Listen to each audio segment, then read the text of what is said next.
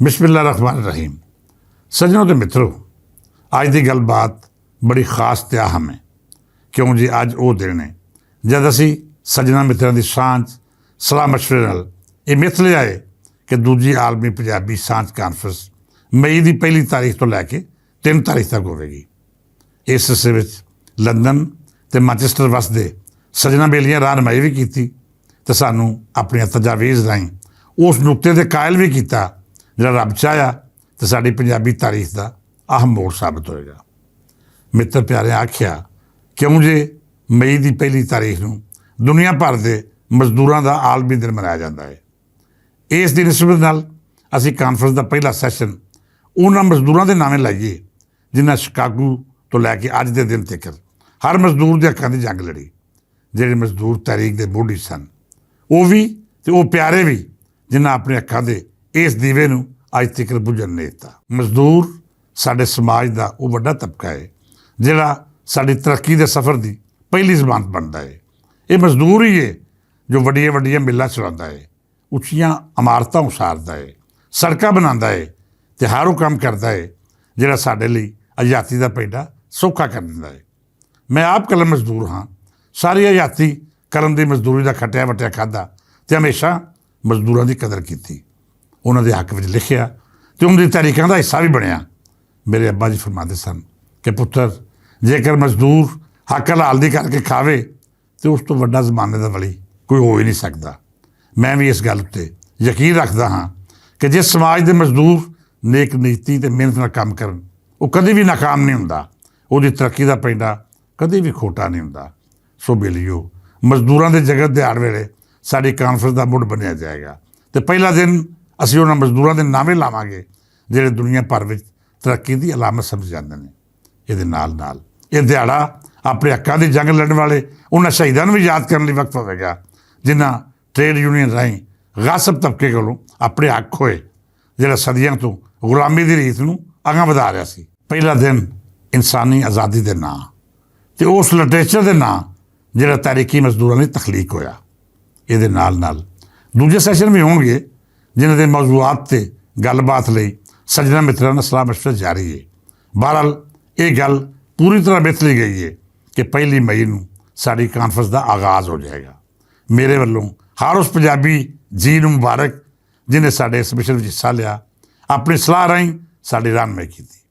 सज्जन प्यारिओ, Manchester का मौसम पहले की निस्बत ज़्यादा ठंडा है। जब असीं इत्थे आए सां तो ख्याल सी कि शायद मौसम सानूं जान तिकर इन्नी इजाजत देगा कि असीं कंन वलेट के इत्थों 8 तारीख तक गुजार लीए, पर जूं जूं तारीखां कैलेंडर तो बदल रही ने मौसम की शिदत में इजाफा होता जा रहा है। इधर मौसम की खड़की वध रही है तो उधर सज्जना मित्रों का मुहब्बतां भरिया पुरजोश रवैया भी सानूं एहसास दुआ रहा है कि वेला बहुत घट है, इंतजामात बहुत ज़्यादा तो लोगों नाल मेल मुलाकात का सिलसिला भी दराज है। हुण मैं तुहाडे नाल वैट्सएप राही भी राबते च रहांगा तो ये नाल नाल तुसीं मेरे हेठां दिते हुए नंबर उत्ते कॉल करके विचार भी साझे कर सकते हो। अगले जिहड़े 7 दिन साडा मैनचेस्टर विच क्याम है, इस विचकार असीं कुछ मुकर्रीन ते कुछ सूझवानां नाल गलबात करनी है। कुछ होर बैठकां भी रहणगीआं जिन्हां विच कानफ्रेंस दे नाल नाल पराउणिआं लई इंतजामात दा जायजा भी लैणा है।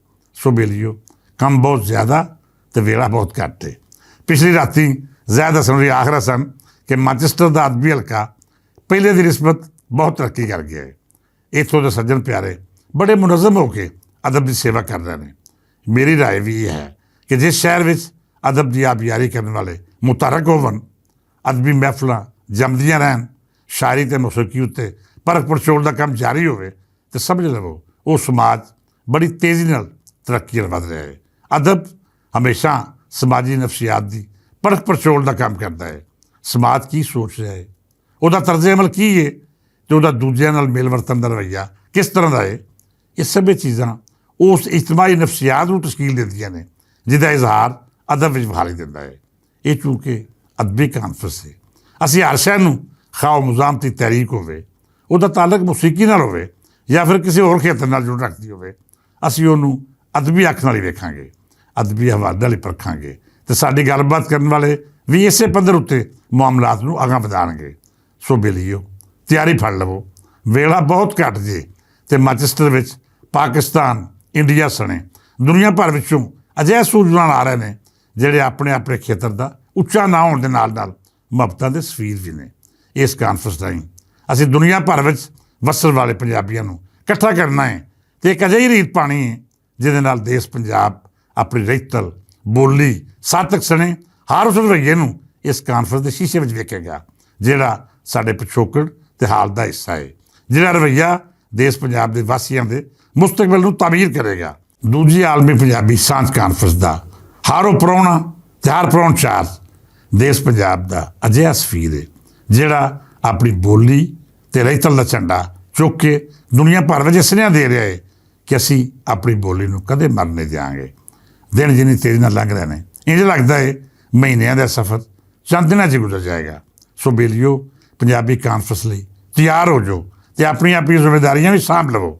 ਅੱਜ ਲਈ ਇੰਨੀਆਂ ਹੀ ਗੱਲਾਂ, ਕੋਈ ਥਕਾਵਟ ਹੈ ਅਤੇ ਕੋਈ ਨੀਂਦਰ ਵੀ ਪੂਰੀ ਨਹੀਂ ਹੋਈ, ਇਸ ਲਈ ਬਾਕੀ ਵਿਚਾਰ ਕੱਲ੍ਹ ਸਾਂਝੇ ਕਰਾਂਗੇ। ਇਸ ਦੁਆ ਨਾਲ ਇਜਾਜ਼ਤ ਦਿਓ ਕਿ ਰੱਬ ਸੱਚਾ ਸਾਡੇ ਦੇਸ਼ ਪੰਜਾਬ ਨੂੰ ਹੱਸਦਾ ਵਸਦਾ ਰੱਖੇ, ਇਹਦੇ ਉੱਤੇ ਆਪਣੀਆਂ ਰਹਿਮਤਾਂ ਦੀ ਛਾਂ ਰੱਖੇ ਅਤੇ ਇਹਨੂੰ ਹਰ ਉਸ ਨਿਹਮਤ ਤੋਂ ਨਵਾਜ਼ੇ ਜਿਹੜੇ ਇਹਨੂੰ ਹਰ ਤਰ੍ਹਾਂ ਸਰਸਬਜ਼ ਸ਼ਾਦਾਬ ਰੱਖੇ। ਫਿਰ ਮਿਲਾਂਗੇ, ਇਜਾਜ਼ਤ ਦਿਓ, ਰੱਬ ਰੱਖਾ।